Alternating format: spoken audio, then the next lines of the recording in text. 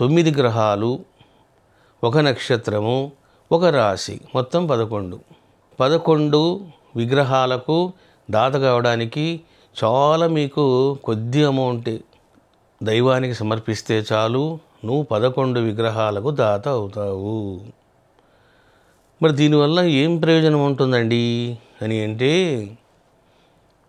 చాలామంది గ్రహశాంతులు చేస్తూ ఉంటారు, నక్షత్ర శాంతులు చేస్తూ ఉంటారు, డబ్బులు ఖర్చు పెడుతూ ఉంటారు, జ్యోతిష్యుల చుట్టూ తిరుగుతూ ఉంటారు.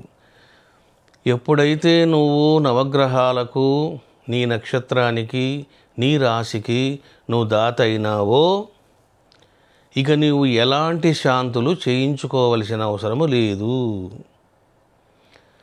నువ్వు ఎలాంటి ధనము త్యాగము చేయవలసిన అవసరము లేదు.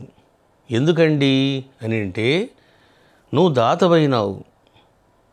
మరి దాతమైనంత మాత్రాన ఫలితాలు వస్తాయా అని అంటే, ప్రతిరోజు కూడా రమణీశ్వరములో మీకు అందరూ తెలిసిన విషయమే, అభిషేకాలు విశేషంగా జరుగుతాయి.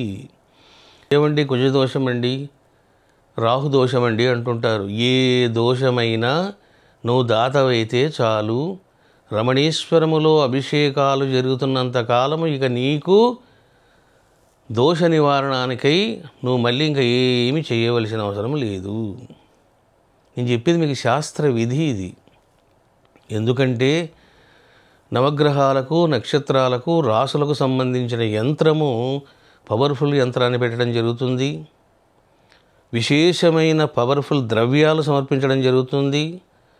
ఫర్ ఎగ్జాంపుల్ కేతువుకు ఎలాంటి వనస్పతులు సమర్పించాలి అవన్నీ సమర్పించడం జరుగుతుంది.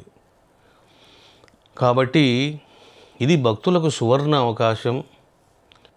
ఒకసారే నువ్వు పంట చేతికి తీసుకుంటావు, ఇది అలా కాదు. ఒకసారి నువ్వు విగ్రహదాత అయినావంటే నీ జీవిత పర్యంతం నీకు సత్ఫలాలు సంప్రాప్తం అవుతాయి.